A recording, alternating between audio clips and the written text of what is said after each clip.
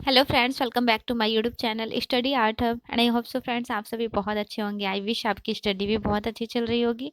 आज मैं डिस्कस करने वाली हूँ हरिहर लाल मेड के बारे में। बहुत महत्वपूर्ण कलाकार हैं, इम्पोर्टेंट आर्टिस्ट हैं, लाइक यूपी के आर्टिस्ट हैं। इनके बारे में देख लेते हैं। 1906 में इनका जन्म हुआ था, 1974 में इनकी मृत्यु हुई थी। हरिहर लाल मेड का जन्म कब और कहाँ हुआ था? 1906 ईस्वी में वाराणसी में। वाराणसी उत्तर प्रदेश, यूपी, बनारस में।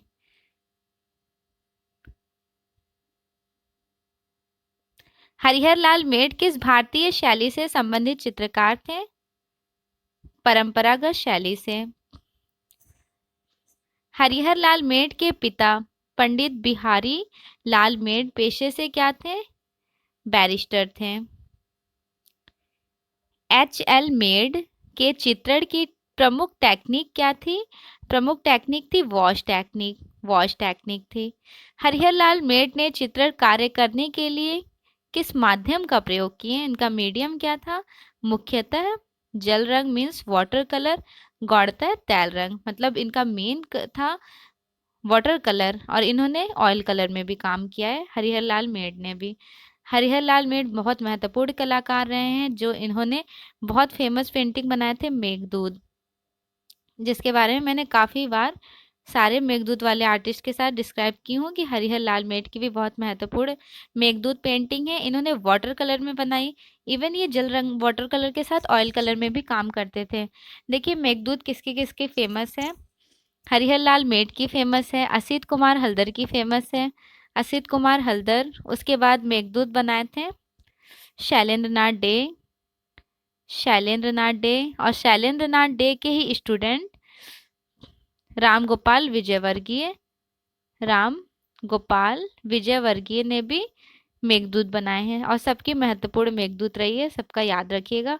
ऑप्शन में एग्जाम में देखिएगा किससे करीबी आंसर पूछा जा रहा है, उसके अकॉर्डिंग ऑप्शन को करेक्ट कीजिएगा। नेक्स्ट लाइन है, मेड शब्द कैसे विकसित हुआ? मेड शब्द गुजरात के एक नगर मुंडेरा से हरिहर लाल का नाम हरिहर लाल मेड हो गया।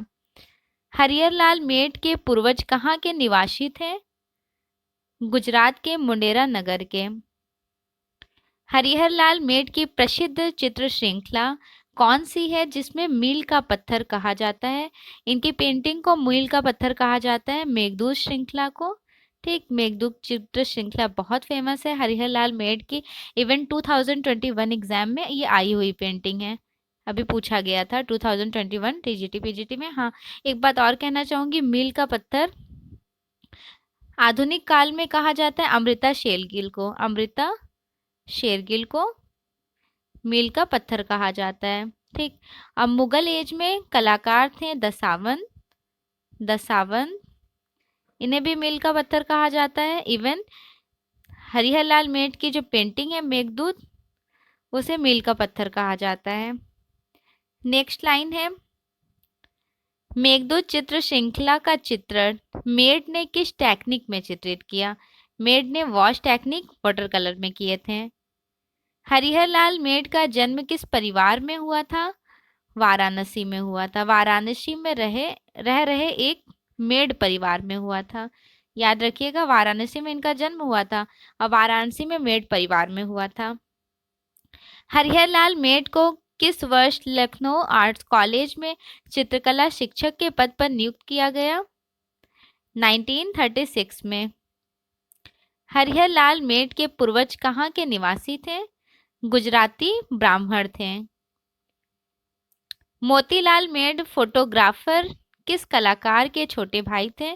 मोतीलाल मेड एक फोटोग्राफर रहे हैं, हरिहर लाल मेड के भाई हैं। हरिहर लाल मेड प्रमुख रूप से किस लिए जाने जाते हैं? प्रमुख रूप से पारंपरिक वॉश के लिए जाने जाते हैं, वॉश पेंटिंग के लिए। वॉश टेक्निक में चित्रित की गई प्रसिद्ध चित्र श्रृंखला मेघदूत 12 चित्र वर्तमान में संग्रहित है। देखिए मेघदूत इन्होंने पेंटिंग बनाई जो प्रेजेंट टाइम कहाँ पे एग्जिबिट है, तो राज्य ललित कला एकेडमी लखनऊ में एग्जिबिट है, और उसमें 12 पेंटिंग इन्होंने बनाई है अपने मेघदूत श्रृंखला में। मेघदूत एक सीरीज है पेंटिंग की, उसमें टोटल 12 पेंटिंग है, और राज्य ललित कला एकेडमी लखनऊ में एग्जिबिट है ये पेंटिंग। मेघदूत चित्र श्रृंखला कुल कितने चित्रों का सेट है? टोटल 12 चित्रों का सेट है। जब श्रृंखला की बात होती है तो काफी सारे पेंटिंग कंपोज्ड होते हैं, लाइक 12 पेंटिंग है, ठीक, श्रृंखला में इनके। हरिहर लाल मेड ने लखनऊ आर्ट्स कॉलेज में कब से कब तक प्राचार्य पद पर रहकर कार्य सेवाएं दिए थे? 1954 टू 56, इवन 1962 टू 64, दोनों टाइम याद रखिएगा। नेक्स्ट लाइन है, मेड ने चित्रकला की शिक्षा कहाँ से प्राप्त की थी? लखनऊ आर्ट्स कॉलेज से। उत्तर प्रदेश सरकार की विशेष अनुदान पर आप शांति निकेतन में नंदलाल बोस से चित्रकला प्रशिक्षण लेने कब गए? इन्होंने शांति निकेतन में नंदलाल बसु से एजुकेशन ली, मीन्स नंदलाल बोस के स्टूडेंट हैं हरिहर लाल मेड। इन्होंने 1934 टू 35 1 ईयर में अपनी एजुकेशन कंप्लीट किए थे शांति निकेतन से। टीचर याद रखिएगा, इनके टीचर है नंदलाल बोस। नंदलाल बोस के हरिहर लाल मेड स्टूडेंट हैं। इवन इनके महत्वपूर्ण कलाकार लाइक राम किंकर बैज, विनोद बिहारी मुखर्जी जो रहे हैं वो भी नंदलाल बोस के स्टूडेंट हैं। नेक्स्ट लाइन है, हरिहर लाल मेड के द्वारा चित्रित लोकमान्य बाल गंगाधर तिलक, पंडित जवाहरलाल नेहरू, इन्होंने ऑयल कलर में बनाया। किस में बनाया, काहे में बनाया? तो ऑयल कलर में बनाया। ऑयल कलर में पोर्ट्रेट बनाए थे। प्रेजेंट टाइम कहाँ पर एग्जिबिट है? राज्य विधानसभा उत्तर प्रदेश में एग्जिबिट है। लखनऊ आर्ट्स कॉलेज में हरिहर लाल मेड ने चित्रकला डिप्लोमा किस वर्ष प्राप्त किए थे? पेंटिंग का डिप्लोमा कंप्लीट किए थे 1936 में।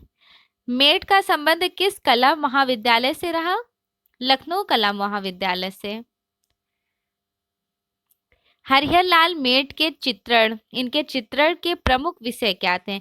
पेंटिंग का सब्जेक्ट मैटर रहा है लैंडस्केप, दृश्य चित्र और दैनिक जनजीवन, मतलब डेली लाइफ को ये कैप्चर करते थे। इवन इन्होंने लैंडस्केप भी बनाए, ठीक। नेक्स्ट लाइन है, हरिहर लाल मेड के चित्रकला गुरु कौन थे? चित्रकला गुरु के बारे में पूछा जा रहा है, तो इनके चित्रकला गुरु असित कुमार हल्दर और ललित मोहन सेन। देखिए टाइम याद रखिएगा, हरिहर लाल मेड ने 1934 टू 35 इस टाइम में इन्होंने एजुकेशन ली अपने टीचर नंदलाल बोस से, ठीक है। नंदलाल बोस से एजुकेशन लिए थे 1934 टू 35, ओके। उसके बाद 1936 में इन्होंने एजुकेशन ली लखनऊ कला विद्यालय से ललित मोहन सेन, असित कुमार हल्दर से। अगर पूछा जाए कि लखनऊ कला विद्यालय की स्थापना कब हुई, तो 1911 में स्थापना हुई थी, ठीक है, 1911 में। अगर क्वेश्चन में पूछा जाए कि लखनऊ कला विद्यालय के प्रथम टीचर कौन रहे थे? नेथेलियन हर्ट थे, नेथेलियन हर्ट, ठीक है। और पूछा जाए कि प्रथम भारतीय कौन थे टीचर, तो प्रथम भारतीय थे असित कुमार हल्दर। और Lalit Mohan Sen first student enrolled हुए थे, फर्स्ट स्टूडेंट इनरोल्ड हुए थे लखनऊ कला विद्यालय में। ये तीनों लाइन मोस्ट इंपॉर्टेंट है, नोट डाउन भी कर लीजिएगा, ठीक। ललित मोहन सेन पहले विद्यार्थी रहे हैं लखनऊ कला विद्यालय के। अब पहले टीचर थे नेथेलियन हर्ट जो अंग्रेज थे, इंडिया से बिलोंग नहीं करते हैं। असित कुमार हल्दर भारतीय थे। इवन असित कुमार हल्दर यहाँ पे टीचर रहे हैं 1925 टू 45 इस डेट तक रहे हैं। और 1936 में हरिहर लाल मेड ने ललित मोहन सेन, असित कुमार हल्दर, इन दोनों लोगों से एजुकेशन लिए थे। और 1934 टू 35 में इन्होंने शांति निकेतन में नंदलाल बसु से एजुकेशन लिया। शांति निकेतन में Nandalal Bose as a teacher enrolled हुए थे 1922 में। सारे डेट को अच्छे से याद रखिएगा, ये सारे पूछे गए, एग्जाम में आया हुआ क्वेश्चन है। नेक्स्ट लाइन देख लेते हैं, वर्ष 1931 से 1933 तक के मध्य हरिहर लाल मेड ने किसकी निर्देशन में रहकर परंपरागत चित्र शैलियां सीखे थे? असित कुमार हल्दर और वीरेश्वर सेन से। याद रखिएगा, वीरेश्वर सेन के बारे में भी मैंने अभी लास्ट क्लास में डिस्कस किया है। नेक्स्ट लाइन देख लेते हैं। मेड द्वारा चित्रित मेघदूत श्रृंखला। मेघदूत श्रृंखला में कुल 12 चित्र कौन से हैं? देखिए वो 12 पेंटिंग कौन कौन सी है। पहला है मेघ के सहयात्री मानसरोवर जाते हुए राजहंस। दूसरी पेंटिंग है इंद्रधनुष में पंडित मेघ। तीसरी है दावाग्नि शामक मेघ का अम्रकूट पर्वत पर विश्राम। चौथी पेंटिंग है आम्र वृक्षों से आच्छादित आम्रकूट पर्वत। नेक्स्ट है आंसुओं से भीगी वीणा को पोंछती यक्षिणी। रूखी अलकों से कपोल से हटाती यक्षिणी। नेक्स्ट पेंटिंग है मेघ द्वारा मलिनों को छायादान। नेक्स्ट है प्रेमिका का रत्नदीप को बुझाने का असफल प्रयास। देन नेक्स्ट पेंटिंग निर्वासित यक्ष द्वारा मेघ का स्वागत कौतूहल पूर्वक मेघ दर्शन। मीठ बोलती मैना के साथ वार्तालाप। मेघ द्वारा कृष्णाभिसारिका दर्शन। ये 12 पेंटिंग है किसकी? हरिहर लाल मेड की मेघदूत श्रृंखला। हरिहर लाल मेड किस चित्र टेक्निक के हस्ताक्षर करता थे? वॉश टेक्निक के। वॉश विधा के चित्रकार हरिहर लाल मेड का निधन कब हुआ था? 1964 में। इनकी मोस्ट इंपॉर्टेंट पेंटिंग है मेघदूत श्रृंखला। मोस्ट इंपॉर्टेंट है, एग्जाम में काफी बार पूछी गई है। नेक्स्ट है क्लाउड मैसेंजर। वॉश टेक्निक में वाटर कलर में इन्होंने बनाया है, जो राज्य ललित कला एकेडमी लखनऊ में एग्जिबिट है। कुछ अनदर पेंटिंग्स हैं लाइक मेघ के सहयोगी मानसरोवर जाते हुए हंस। वॉश टेक्निक वाटर कलर में बनाई गई है। इंद्रधनुष से पंडित मेघ। Wash technique water colour. आंसुओं से भीगी वीणा को पोंछती यक्षिणी। Wash technique water colour. रूखी आलकों को कपोल से हटाती यक्षिणी। मेघ द्वारा मालिनों को छायादान। प्रेमिका का रत्नदीप को बुझाने का असंभव प्रयास। निर्वाचित यक्ष द्वारा मेघ का स्वागत कौतूहल पूर्वक मेघ दर्शन। मेघ द्वारा कृष्ण अभिसारिका मार्गदर्शन। विरही यक्ष द्वारा मेघ का स्वागत। मैना के साथ नायिका। पुष्प चैनी युवतियां। पेड़ की छांव में उत्पीड़न। भूल भुलैया खेत की ओर प्रणय लीला। जितनी भी पेंटिंग है ये सारी वाटर कलर में बनाई हुई है। मीडियम में बिल्कुल कंफ्यूज नहीं होइएगा। इनका जो मेन कलर था वाटर कलर था। इवन इन्होंने ऑयल कलर में काम किया है, लेकिन ज्यादा इन्होंने वाटर कलर में पेंटिंग्स बनाए हैं। नेक्स्ट है अभिसारिका काफी आर्टिस्ट ने बनाए हैं। असित कुमार हरदल की भी बहुत फेमस रही है। अभिसारिका वॉश टेक्निक। वीणा बजाती नारी अर्जुन और उत्तरा लेडी विथ वीणा। ये सारे वॉश टेक्निक वाटर कलर में बनाई गई हैं। कुछ मोस्ट इंपॉर्टेंट लाइंस हैं, मोस्ट इंपॉर्टेंट देख लेते हैं। राज्य ललित कला एकेडमी लखनऊ की स्थापना कब हुई? 1962। आया हुआ क्वेश्चन एग्जाम में। नेक्स्ट लाइन है राज्य ललित कला एकेडमी का अध्यक्ष डॉक्टर संपूर्णानंद। ये भी एग्जाम में पूछा गया क्वेश्चन है। राज्य ललित कला एकेडमी के पहले फेलो राय कृष्णदास 1970-71। राज्य ललित कला एकेडमी संस्कृति विभाग के अधीन है। राज्य ललित कला एकेडमी वर्तमान में कला त्रैमासिक, याद रखिएगा कला त्रैमासिक, क्षेत्रीय समकालीन कला आदि पत्रिकाओं का संपादन कर रही है। राज्य ललित कला एकेडमी के वर्तमान अध्यक्ष सीता कश्यप है, सीताराम कश्यप। ये भी आया हुआ क्वेश्चन है, आया हुआ इम्पॉर्टेंट है, ये इम्पॉर्टेंट है, ठीक है। राज्य ललित कला एकेडमी वर्तमान में गिरीश चंद्र हैं, ये भी इम्पॉर्टेंट लाइन है। राज्य ललित कला एकेडमी लखनऊ के वर्तमान सचिव यशवंत सिंह राठौर है, ये भी इम्पॉर्टेंट लाइन है। मोस्ट इम्पॉर्टेंट लाइन है ये वाले। टीजीटी पीजीटी की प्रिपरेशन कर रहे हैं तो जरूर नोट डाउन कर लीजिएगा। नेक्स्ट लाइन देख लेते हैं कन्नू देसाई। बहुत फेमस आर्टिस्ट है कन्हू देसाई। 1907 में इनका जन्म हुआ, 1980 में इनकी मृत्यु हुई। कन्हू देसाई का जन्म कब और कहाँ हुआ था? 1907 भरूच जिला गुजरात में हुआ था, गुजरात में। कन्हू देसाई चित्रकार के अलावा और किस लिए जानी जाती हैं? कला निर्देशक के लिए और आर्ट डायरेक्टर के लिए जानी जाती हैं। याद रखिएगा, कन्हू देसाई से भी क्वेश्चन आ चुके हैं एग्जाम में। कन्हू देसाई ने सर्वाधिक चित्रण कार्य किस माध्यम में किया? देखिए, इनका फेवरेट मीडियम था water colour. Most important line है, पूछा गया है ये एग्जाम में। प्रसिद्ध फिल्म राम राज्य के बतौर कला निर्देशक कौन रहे? कन्हू देसाई। कन्हू देसाई गांधी जी के साथ दांडी मार्च यात्रा में कब शामिल हुए? 1930 में। राजा ललित कला एकेडमी गुजरात ने आपको कब गुजरात गौरव पुरस्कार से सम्मानित किया? 1965 में। कन्हू देसाई कला कहाँ से जुड़े हुए कलाकार माने जाते हैं? गुजरात में इनका बॉर्न रहा है ऑफ कोर्स। कन्हू देसाई के किस कला समूह के संस्थापक सदस्य भी रहे थे? गुजरात चित्रकला संघ के। कन्हू देसाई को कब और कौन सी फिल्म में श्रेष्ठ कला निर्देशक आर्ट डायरेक्टर होने पर फिल्म फेयर अवार्ड से सम्मानित किया गया? 1957 झनक झनक पायल बाजे मोस्ट इम्पॉर्टेंट है और एग्जाम में आई हुई भी है, ठीक है, बहुत इंपॉर्टेंट है। झनक झनक पायल बाजे इसी के लिए बहुत फेमस रहे हैं। नेक्स्ट लाइन है, झनक झनक पायल बाजे के निर्देशक डायरेक्टर कौन थे? वी शांताराम थे।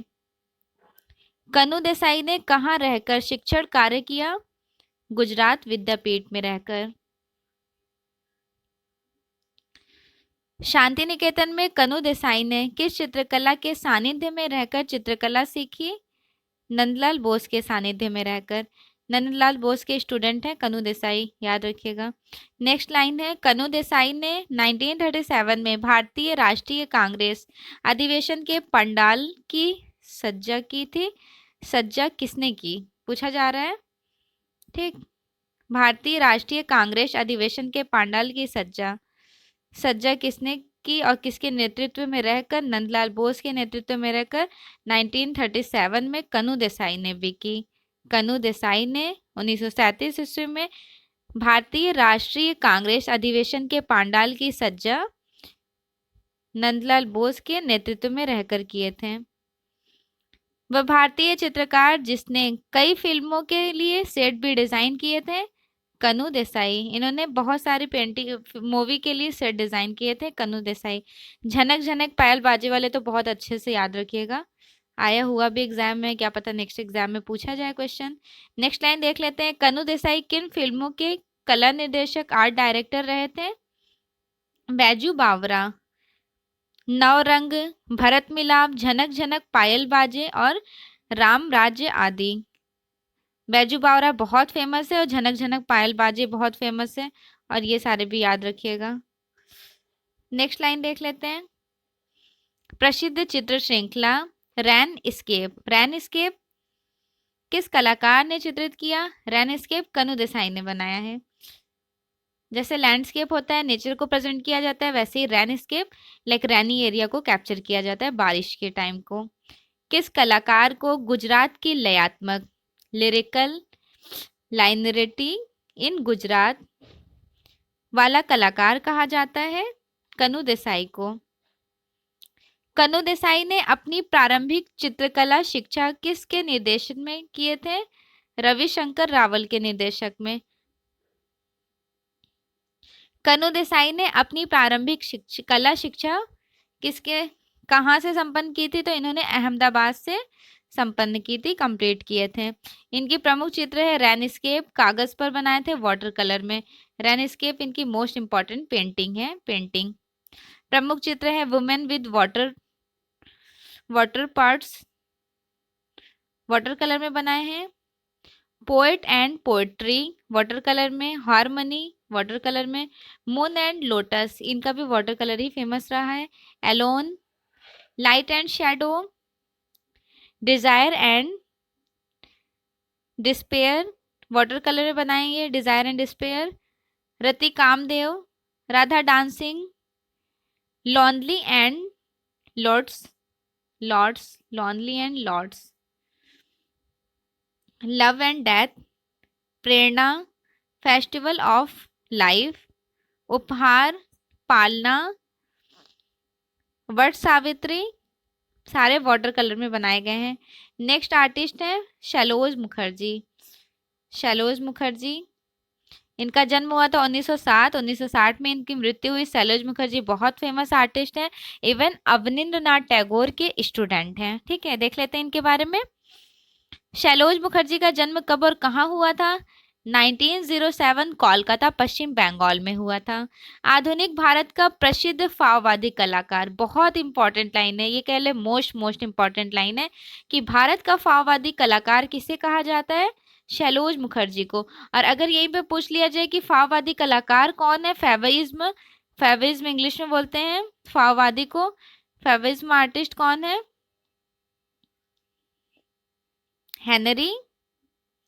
Henry Matisse. हेनरी मैटिस बहुत फेमस आर्टिस्ट हैं। फेविज्म आर्ट मूवमेंट के जन्मदाता कहे जाते हैं। फेविज्म आर्ट स्टार्ट हुआ था फाववादी कला फ्रांस में। फेविज्म आर्ट मूवमेंट स्टार्ट हुआ था, जिसके फाउंडर जन्मदाता कहे जाते हैं हेनरी मैटिस। अब भारत के फाववादी कलाकार कहे जाते हैं shallows Mukherjee. Most important line है। ठीक है, नेक्स्ट लाइन देख लेते हैं। पूछा गया है और पूछा जाता है कि फाववादी कलाकार भारत के कौन है? शैलोज मुखर्जी हैं। शैलोज मुखर्जी किस लोक कला शैली से प्रभावित थे? बसौली शैली से प्रभावित थे। अब बसौली शैली किसका पार्ट है? तो ये है पहाड़ी का पार्ट। पहाड़ी की सबसे प्राचीन शैली है। इसके बारे में ब्रीफ एक्सप्लेनेशन करूंगी जब पहाड़ी शैली जब आपको पढ़ाऊंगी उस टाइम में। मॉर्निंग वाली क्लास अटेंड कीजिएगा। अब मैं राजस्थानी पहाड़ी क्वेश्चन सॉल्व कराने वाली हूँ। नेक्स्ट लाइन है, किस चित्रकार को मरणोपरांत राष्ट्रीय कला खजाने मीन्स नेशनल आर्ट ट्रेजर की उपाधि से सम्मानित किया गया था? शैलोज मुखर्जी को।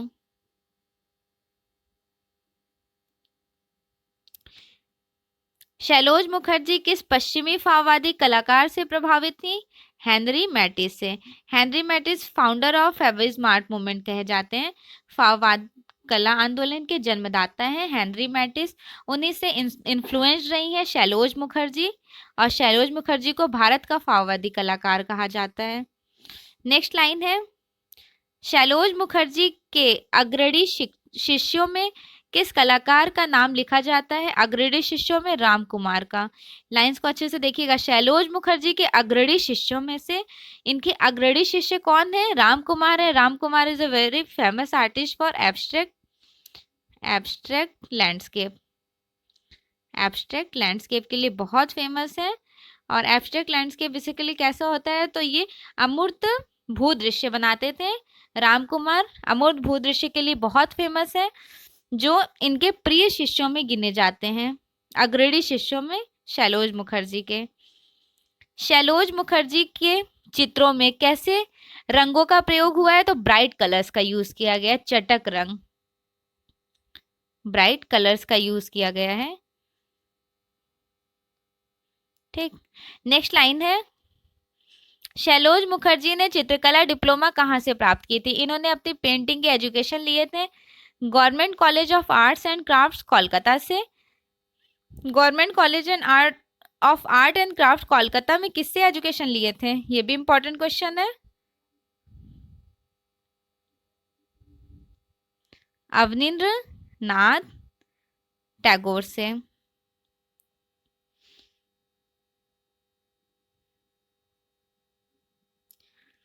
प्रसिद्ध लोक कला पुस्तक फोक आर्ट ऑफ इंडिया। लोक कला बेसिकली इंग्लिश में बोलते हैं फोक आर्ट को। इनकी बुक है folk art of India. Folk art of India किसने लिखी? शैलोज मुखर्जी की पुस्तक है folk art of India. Sailoz Mukherjee कहाँ से संबंधित कलाकार माने जाते हैं? कोलकाता से। अवनींद्रनाथ टैगोर के स्टूडेंट हैं। किस भारतीय चित्रकार को लोक कला आलोचकों ने पेरिस की उत्पत्ति? किस भारतीय चित्रकार को कला आलोचकों ने पेरिस की उत्पत्ति कलाकार कहा? पेरिस की उत्पत्ति, ये अवार्ड, ये नाम दिया गया है सैलोज मुखर्जी को। सैलोज मुखर्जी को कला आलोचकों ने पेरिस की उत्पत्ति वाला कलाकार क्यों कहा? क्योंकि यूरोपीय कला से प्रभावित होने के कारण। और किससे प्रभावित थे? तो फेविज्म आर्ट मूवमेंट से, मीन्स फाववादी कला आंदोलन से प्रभावित थे। अब भारत के फाववादी कलाकार कहे जाते हैं सैलोज मुखर्जी। नेक्स्ट लाइन है, सैलोज मुखर्जी ने कला शिक्षण कार्य कहाँ पर रहकर किया? इन्होंने Delhi polytechnic arts college new Delhi में रहकर शिक्षण कार्य किए थे। एज ए टीचर यहाँ पर टीचिंग कराए हैं। नेक्स्ट लाइन है, किस भारतीय कलाकार को पश्चिमी प्रभाववादी कला से प्रभावित होने के कारण रंगवादी कलाकार कहा गया? मोस्ट इंपॉर्टेंट लाइन है, रंगवादी कलाकार के लिए जाने जाते हैं। एग्जाम में आया हुआ क्वेश्चन है। पश्चिमी प्रभाववादी, प्रभाववाद किसे कहते हैं, ये भी इंपॉर्टेंट है। तो देखिए, इम्प्रेशनिज्म आर्ट मूवमेंट स्टार्ट हुआ था फ्रांस में। फ्रांस मीन्स पेरिस में स्टार्ट हुआ था। ठीक, जब ये impressionism art movement Paris France में चला था तो इसके फाउंडर कहे जाते हैं क्लाउड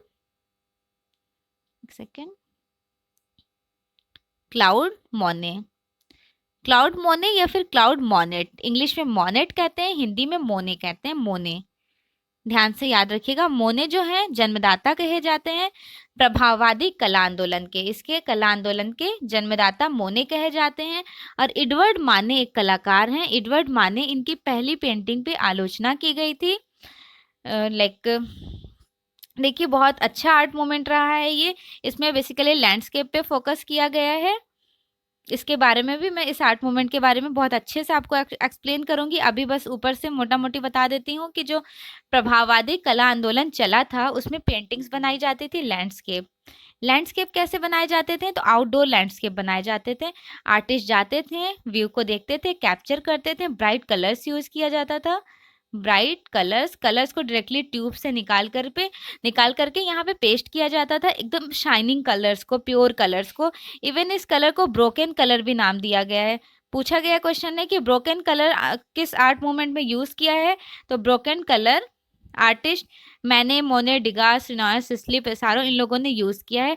ब्रोकन कलर बेसिकली होता कैसा है? तो ब्रोकन कलर देखिए, 2 कलर्स ले लीजिए। लाइक आप पेंटिंग कर रहे होंगे तो आपने एक रेड कलर ले लिया और एक साइड आपने ले लिया ऑरेंज कलर। ठीक, जब मिक्स करते हैं हम लोग स्काई बनाते हैं। सपोज कीजिए स्काई बना रहे होते हैं, स्काई हमें कलर करना है तो पहले हम क्या करते हैं, व्हाइट कलर से मर्ज करते हैं। व्हाइट में थोड़ा सा ब्लू और व्हाइट मिक्स करते हैं तो क्या होता है, दोनों को मर्ज करते हैं, अच्छा सा टोन आता है ना। तो उस जो टोन को कहते हैं, उस टोन को जब मिक्स होता है, जो 2 कलर मिलते हैं तो एक तीसरा कलर रिफ्लेक्ट करता है, उसे ही बोलते हैं ब्रोकन कलर्स। ठीक है, और भी बहुत अच्छा आर्ट मूवमेंट है, मुझे तो बहुत पसंद है। जब मैं वेस्टर्न आर्ट स्टार्ट करूँगी बहुत ब्रीफली मैं आप लोगों को अच्छे से पढ़ाऊँगी। यहाँ का बहुत इंपॉर्टेंट आर्ट मूवमेंट रहा। इवन यहाँ से क्वेश्चंस भी एग्जाम में आ जाते हैं, तो याद रखिएगा, रंगवादी कलाकार सैलोज मुखर्जी को कहा गया है।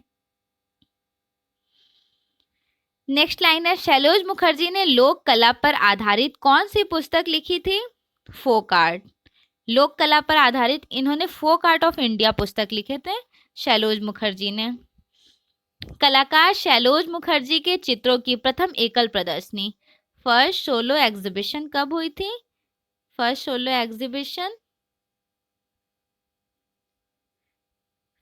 एग्जीबिशन हुई 1937 में कोलकाता में। भारत का पहला फाववादी फेविज्म कलाकार किसे कहा जाता है? मोस्ट इंपॉर्टेंट लाइन है, एग्जाम में पूछी गई भी है ये लाइन। फाववादी कलाकार भारत के हैं सैलोज मुखर्जी। सैलोज मुखर्जी के चित्रण की रेखाएं कैसी हैं? तो उनकी पेंटिंग की जो रेखाएं हैं वो मोटी हैं। फाववादी चित्रकार सैलोज मुखर्जी का निधन कब और कहाँ हुआ? 1960 ईस्वी में हुआ था। नेक्स्ट लाइन है, इनके प्रमुख चित्र गपशप, जिसे गॉसिप बोलते हैं। गपशप बहुत फेमस है एन एस बेंद्रे की। देखिए, जब आप एनवीएस का सिलेबस देखेंगे तो उसमें दिया हुआ है एन एस बेंद्रे की गपशप पेंटिंग के बारे में। बहुत फेमस रही है। एन एस बेंद्रे की। शैलेश मुखर्जी ने भी गपशप बनाई है ऑयल कलर में, ऑयल ऑन कैनवस। ग्रामीण परिवार, ये बहुत फेमस है शैलेश मुखर्जी का, इवन एग्जाम में पूछा गया है। विलेज फैमिली, ग्रामीण परिवार किसका है? तो ये शैलेश मुखर्जी का है। ऑयल ऑन कैनवस 1951 में बना है। राष्ट्रीय आधुनिक कला दीर्घा न्यू दिल्ली में एग्जिबिट है। प्रेमी lovers, oil on canvas. Women in sari, oil on canvas. सिद्धिदाता Ganesha, oil on canvas. Dhobi Ghat, same oil on canvas में बना है। इनकी चुंबन किस बहुत फेमस है, ये भी आया हुआ है एग्जाम में, ऑयल ऑन कैनवस पर बनाए हैं। डांस नृत्य, ये भी बहुत फेमस पेंटिंग है, ऑयल ऑन कैनवस। राष्ट्रीय आधुनिक कला दीर्घा न्यू दिल्ली में एग्जिबिट है। जंगल में श्रृंगार, ऑयल ऑन कैनवस। राष्ट्रीय आधुनिक कला दीर्घा न्यू दिल्ली में एग्जिबिट है। देखिए, अगर आप सब पेंटिंग भूल भी जाते हैं तो इसे मत भूलिएगा। और एक पेंटिंग है, इस पेंटिंग को नहीं भूलिएगा। इनकी परिवार, ग्रामीण परिवार बहुत फेमस है, जिसे इंग्लिश में विलेज फैमिली कहते हैं। और थर्ड पेंटिंग है इनकी डांस। ये तीन पेंटिंग को बहुत अच्छे से याद रखिएगा, मोस्ट इंपॉर्टेंट पेंटिंग है। नेक्स्ट आर्टिस्ट है N S Bendre. N S Bendre ने भी गपशप बनाई है जो बहुत फेमस है। देख लेते हैं एन एस बेंद्रे के बारे में। 1910 में इनका जन्म हुआ, 1992 में इनकी मृत्यु हो गई थी। एन एस बेंद्रे कब और कहाँ पैदा हुए थे? 1910 में इंदौर में। एन एस बेंद्रे के टीचर कौन रहे थे इंदौर में? देवी लालकर, दत्तात्रेय देवी लालकर, याद रखिएगा। देवी लालकर से इन्होंने अपनी एजुकेशन ली थी, शुरू की। मध्य प्रदेश में पैदा हुए थे 1910 में। एन एस बेंद्रे का पूरा नाम क्या था? पूछा जाता है। Full name Narayan Shridhar Bendre. Important line है, फुल नेम पूछा जाए तो इनका पूरा नाम था नारायण श्रीधर बेंद्रे। एन एस बेंद्रे ने प्रारंभिक शिक्षा का प्रशिक्षण किसके सानिध्य में रहकर लिए थे? दत्तात्रेय देवी लालकर। दत्तात्रेय देवी लालकर के बारे में मैंने अभी ब्रीफ एक्सप्लेनेशन किया है 2 दिन पहले। अगर चैनल पर न्यू है, प्रीवियस वीडियोस आप प्लेलिस्ट से जरूर देख लीजिएगा, मोस्ट इंपॉर्टेंट आर्टिस्ट है।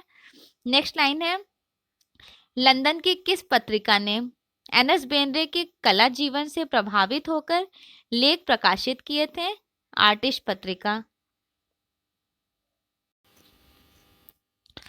भारत में नौ प्रभाववाद लाने वाले प्रथम कलाकार कौन थे? नौ प्रभाववाद, जिसे इंग्लिश में बोलते हैं न्यू इम्प्रेशनिज्म।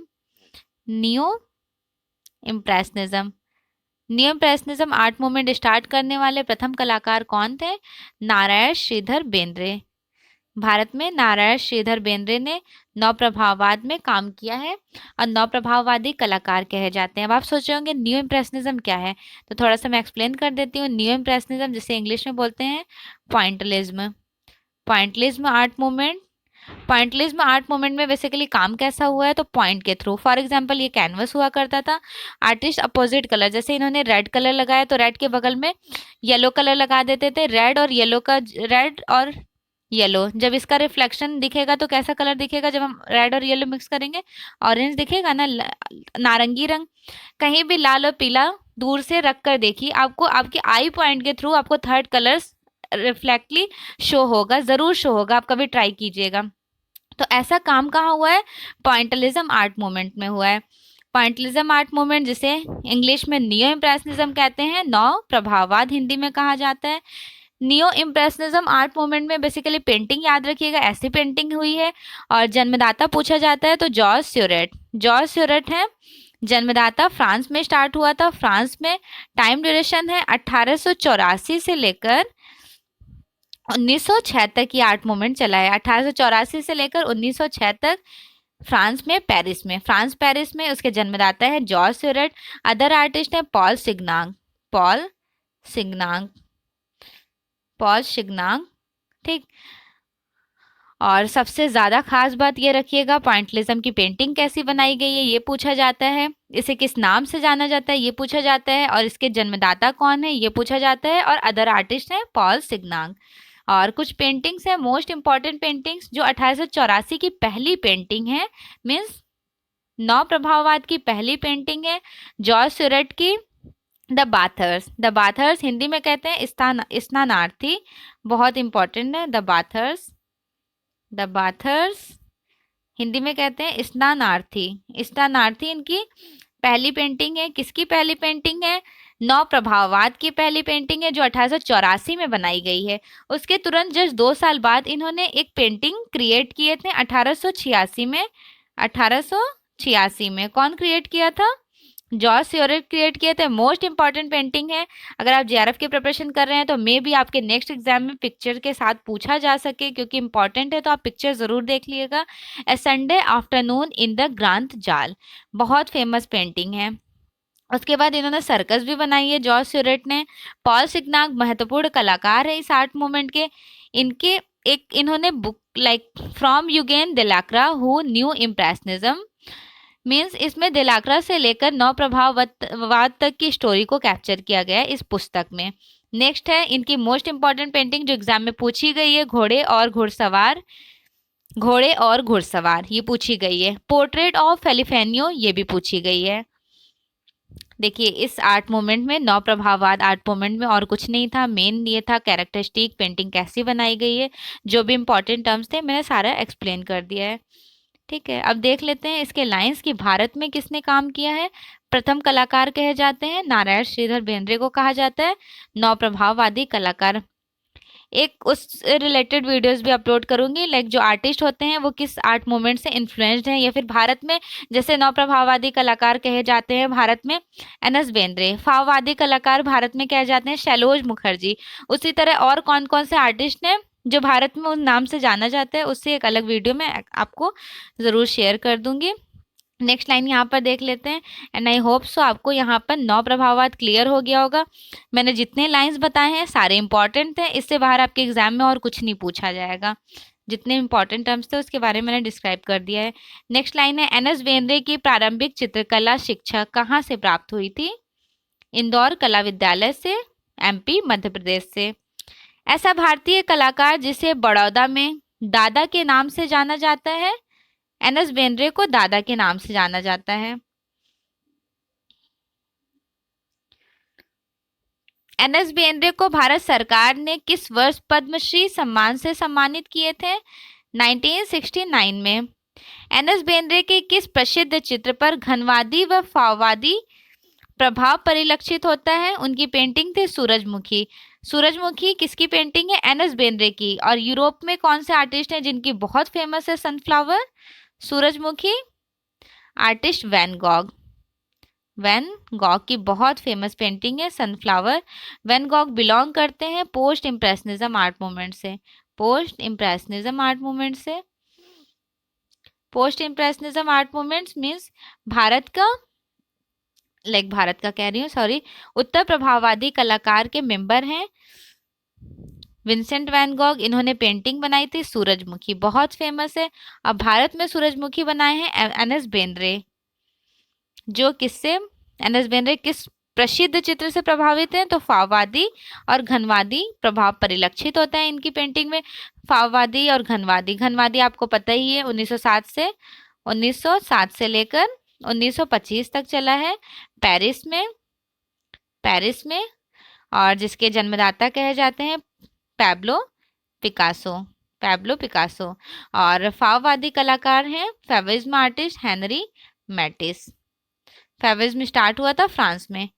कुछ इंपॉर्टेंट टर्म्स है। देखिए वेस्टर्न आर्ट में तो क्वेश्चंस आते हैं, ऊपर वाले भी बहुत अच्छे से याद रखिएगा कि कौन सा आर्ट मूवमेंट कब स्टार्ट हुआ, कौन सी पहली पेंटिंग है, कौन सी लास्ट पेंटिंग है, कब से कब तक ये आर्ट मूवमेंट चला था। यहाँ से क्वेश्चंस बहुत बनते हैं एग्जाम में। नेक्स्ट लाइन है एन.एस. बेंद्रे ने किस वर्ष जे स्कूल ऑफ आर्ट्स मुंबई से चित्रकला का डिप्लोमा लिए थे? 1934 में। देखिए एन.एस. बेंद्रे की टीचिंग हुई है जे स्कूल ऑफ आर्ट मुंबई में, और ये इनरोल्ड हुए थे किसके एजुकेशन लेने के बाद? तो इन्होंने एजुकेशन लिया था देवी लालकर से शिक्षा लेने के बाद यहाँ पर इनरोल्ड हुए थे जे स्कूल ऑफ आर्ट्स मुंबई में। 1934 में इनकी एजुकेशन कंप्लीट हो गई थी। नेक्स्ट लाइन है भारत के प्रथम बिंदुवादी कलाकार मीन्स पॉइंटलिज्म आर्ट मूवमेंट की बात हो रही है, डायरेक्टली आप लगाइएगा एन.एस. बेंद्रे। देखिए यहाँ पे बिंदुवादी कलाकार पूछा गया, अभी थोड़ी देर पहले था कि भारत के 9 प्रभाववाद कलाकार के बारे में बताइए। तो मैं यहाँ पे एक बात आपको क्लियर करना चाहती हूँ कि बिंदुवादी विभक्तिवादी, डिविजनिज्म या नेत्रीय मिश्रण। ये नाम से अगर एग्जाम में पूछा जाए तो आप बिंदुवादी ही समझ जाइएगा। तो सिंपल तरीके से बस आप याद रखिए पॉइंटलिज्म और नियो इम्प्रेशनिज्म। अगर आप ये दोनों नाम याद रखेंगे तो हिंदी में चाहे जितने भी टर्म्स दे दे, क्योंकि हिंदी में बहुत सारे नेम हैं तो कभी कभी कंफ्यूजन क्रिएट हो जाता है।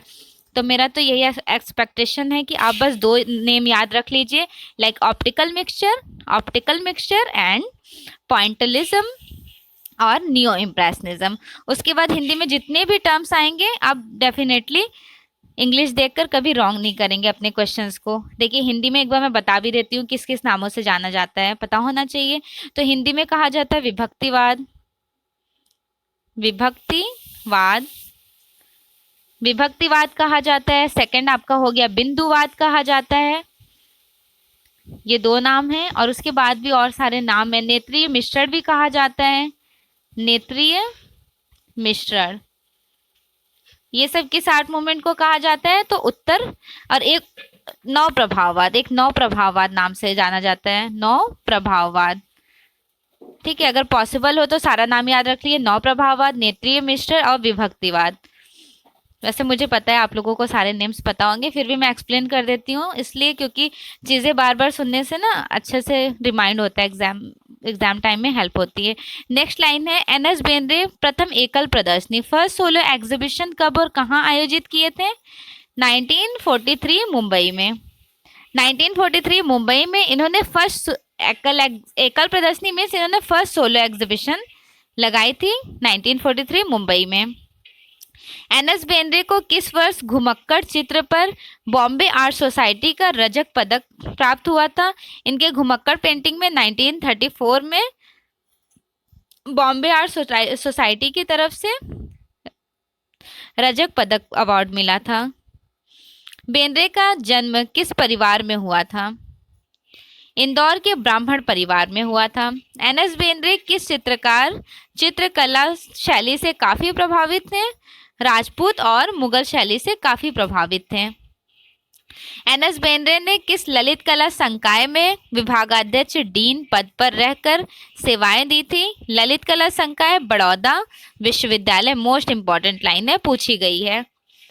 नेक्स्ट लाइन है प्रसिद्ध चित्र सूरजमुखी तैल चित्रण में जो इन्होंने ऑयल कलर में बनाया था, किस चित्रकार की पेंटिंग है? एन एस बेंद्रे की। एन एस बेंद्रे ने भी ऑयल कलर में सनफ्लावर बनाए हैं। इवन वैन गॉग की भी बहुत फेमस है ऑयल कलर में सनफ्लावर।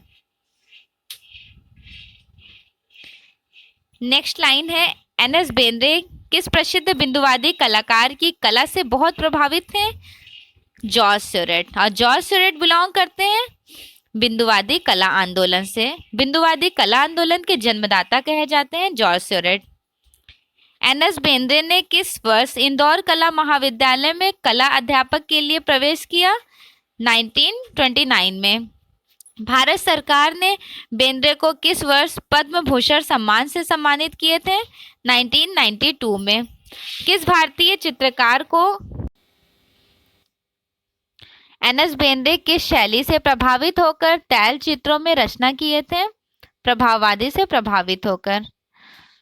भारत का प्रथम प्रभाववादी चित्रकार किसे कहा जाता है? एन एस बेंद्रे को। एन एस बेंद्रे को भारत का प्रथम प्रभाववादी कलाकार कहा जाता है। इवन एन एस बेंद्रे को ही भारत का प्रथम बिंदुवादी कलाकार भी कहा जाता है, पॉइंटलिज्म आर्टिस्ट। दोनों याद रखिएगा, महत्वपूर्ण है, एग्जाम में पूछा भी गया है। देखिए थोड़ा सा मैं एक्सप्लेन करूंगी इम्प्रेशनिज्म आर्ट मूवमेंट के बारे में, जिसे हिंदी में प्रभाववाद कहा जाता है।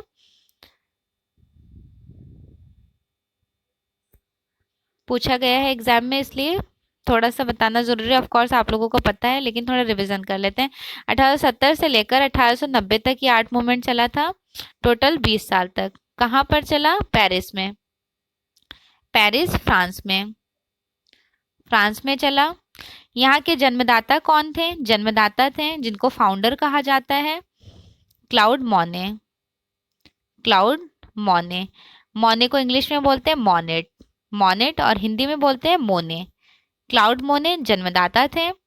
और यहाँ पे जो पहली पेंटिंग रही है, प्रथम चित्र इन्हीं की थी, इम्प्रेशन ऑफ सनराइज।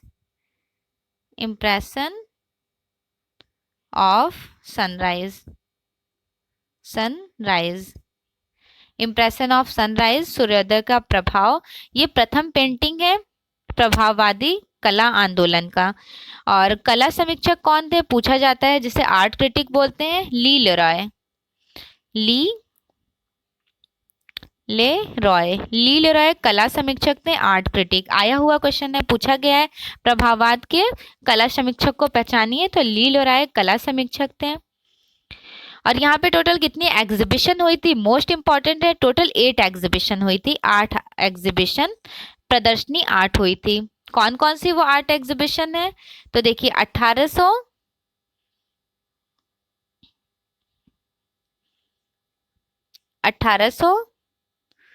एक पहली हुई 1874, 1876, 1877, 1879, 1880, ठीक है। उसके बाद 1881, 1882, 1882, फिर 1886। 1 2 3 4 5 6 7 8 एग्जीबिशन हो गई ना। देखिए 1874 में एग्जीबिशन हुई, फिर 1876 में हुई, 74 के 2 साल बाद 76, 77, 78, 79, 77 के बाद 78 में नहीं हुई है, 79 में हुई है, फिर 80 में हुई है, 81 में, 82 में, 86 में। मैं तो इस तरह याद की हूँ, 1874 से 76 तक हुई है, 77 तक, फिर 1879 से लेकर के 82, फिर 86। अपने अकॉर्डिंग आप एज्यूम करके डेट याद रख लीजिए, पता होनी चाहिए। 8 एग्जीबिशन हुई थी प्रभाववादी कला आंदोलन में। और यहाँ पे कलर्स कैसे यूज करते थे, तो ब्राइट कलर्स यूज करते थे।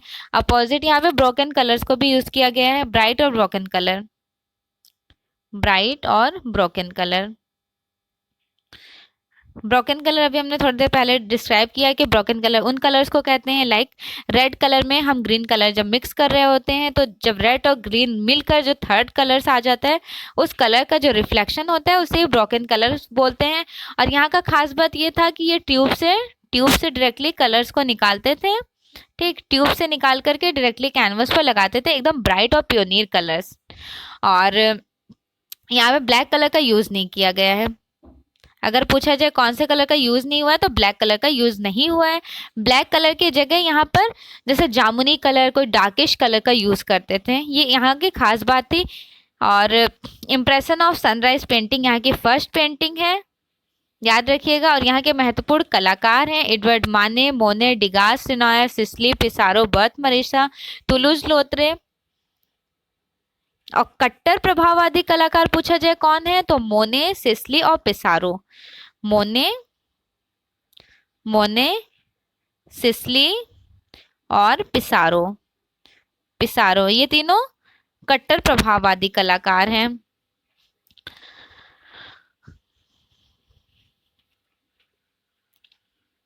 सो फाइनली ये आर्ट मूवमेंट कंप्लीट हो गया। अब इसके बारे में बहुत अच्छे से मैं एक्सप्लेन करूंगी जब मैं वेस्टर्न आर्ट की क्लासेस स्टार्ट करूंगी।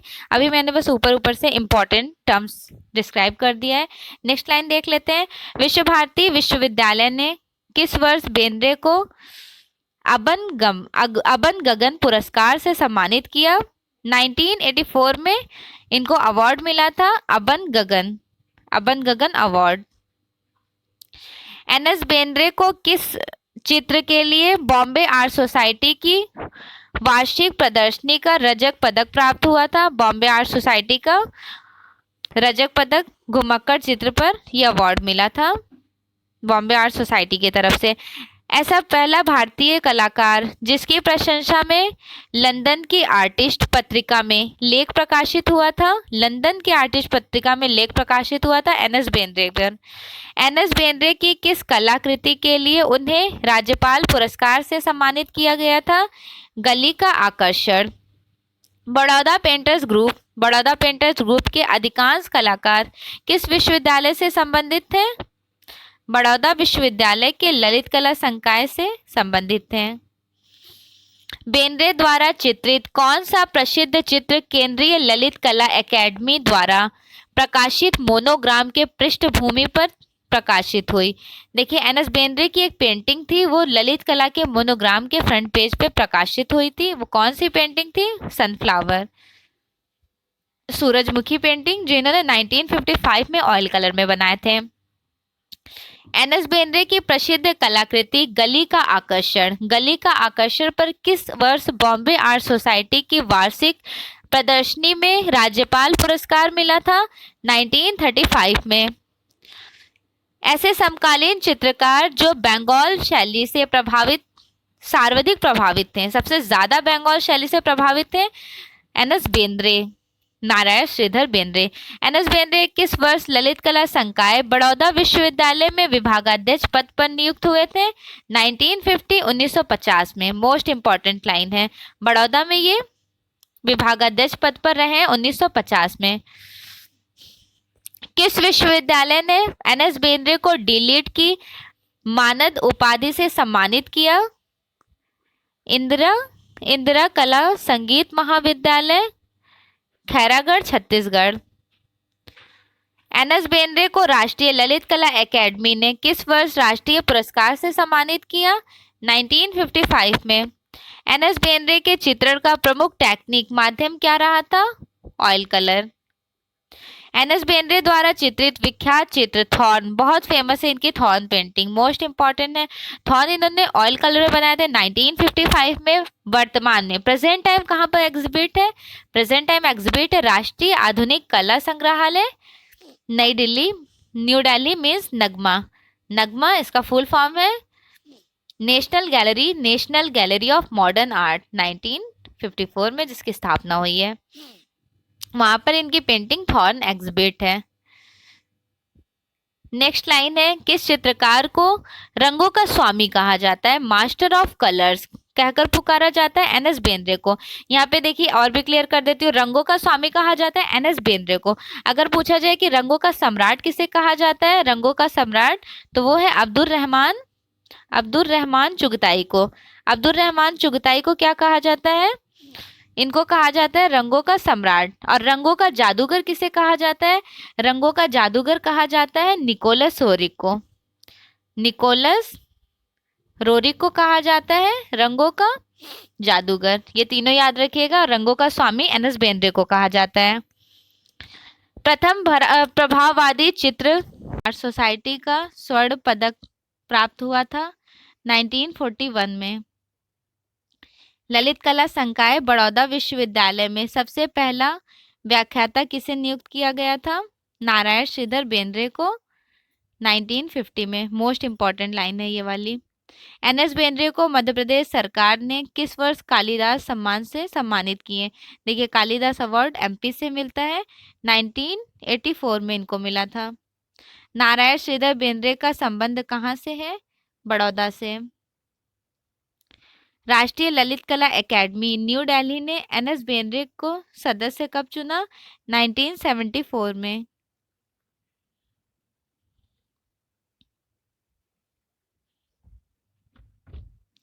बड़ौदा पेंटर्स ग्रुप का संस्थापक कौन था? बड़ौदा पेंटर्स ग्रुप के संस्थापक थे नारायण श्रीधर बेंद्रे।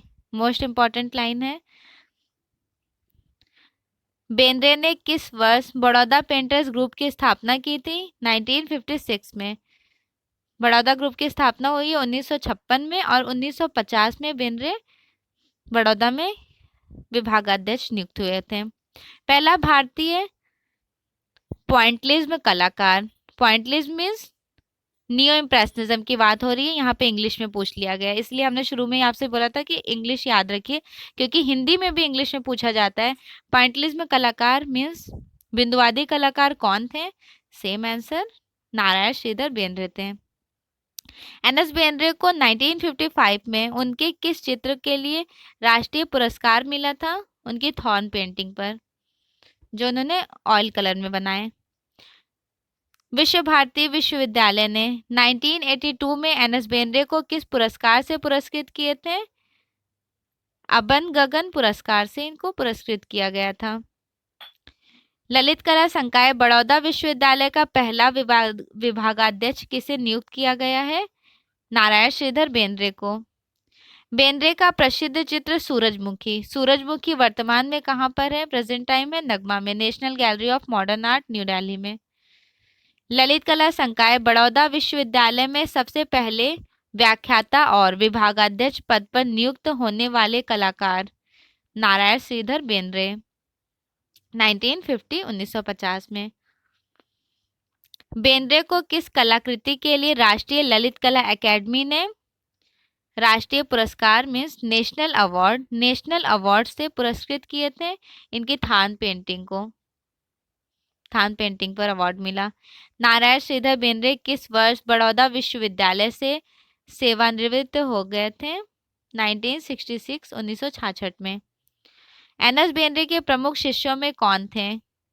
बालकृष्ण बटेल, जी.आर. संतोष, गुलाम मोहम्मद शेख, ज्योति भट्ट, जयंत पारिक, नैना दलाल, रतन परिमो, शांति दवे, त्रिलोक कौर। ये जितने भी आर्टिस्ट हैं इनके बारे में भी ब्रीफली एक्सप्लेनेशन हो गया है प्रीवियस क्लासेस में। अगर जिन्होंने नहीं देखा है वो प्रीवियस वीडियोस प्लेलिस्ट से ज़रूर देख लीजिएगा। नारायण श्रीधर बेंद्रे का निधन कब हुआ था? 1992 मुंबई में। इनके प्रमुख चित्र हैं कांटा, जिसे थान कहते हैं, ऑयल ऑन कैनवस में 1955 में बनाए थे, जो नगमा में एग्जिबिट है। मोस्ट इंपॉर्टेंट पेंटिंग सनफ्लावर, जो ललित कला के मोनोग्राम फ्रंट पेज पे प्रिंट भी हुआ है, ऑयल ऑन कैनवस पर बनाए थे 1955 में। सेम पेंटिंग नगमा में एग्जिबिट है न्यू दिल्ली में। गपशप बहुत फेमस पेंटिंग है, मोस्ट इंपॉर्टेंट पेंटिंग है एन.एस. बेंद्रे की, ऑयल ऑन कैनवस में बनाए थे, जो नगमा में एग्जिबिट है न्यू दिल्ली में। मेलोडी ऑफ द ट्री, भैंस और सारस, mother and child, oil and pastel paper 1989 में। इन्होंने ऑयल एंड पेस्टल में बनाया था, जो ऑयल कलर पेस्टल होते हैं उसमें बनाए थे 1989 में। फ्लावर सेलर्स वुमेन, फूल बेचने वाली महिला जिस पेंटिंग को कहते हैं, ऑयल ऑन कैनवस में बनाए। ए फ्रूट सेलर, फल बेचने वाली, oil on canvas. Portrait of an house, oil on canvas में बनाए थे, जो नगमा में एग्जिबिट है न्यू दिल्ली में। बंगाली स्त्री, सेम इन्होंने ऑयल ऑन कैनवस में बनाए 1965। गडेरिन, बोर्ड पर ऑयल कलर में 1956। मदर एंड चाइल्ड, जिसे माँ और बच्चा कहते हैं, 1952 में बनाए। मुर्गे की लड़ाई, कॉक फाइटिंग इन्होंने बनाई है 1985, लेकिन बहुत फेमस है कॉक फाइटिंग के हैबर की कॉक फाइटिंग बहुत फेमस। 85 डांसिंग गर्ल, गली का आकर्षक, घुमक्कड़, कंधे पर बच्चा, ऑयल ऑन कैनवस। तोता व चमेलियन, दार्जिलिंग की चाय बागान, ये बहुत फेमस है इनकी दार्जिलिंग की चाय बागान। इनके प्रमुख छापा चित्र है बोट्स एंड शिवा, एचिंग में अम्लांकन में बनाए थे। सो नेक्स्ट आर्टिस्ट हैं भवानी चरण गोई, इनके बारे में नेक्स्ट क्लास में डिस्कस करूंगी। Thanks for watching, best wishes for your exam.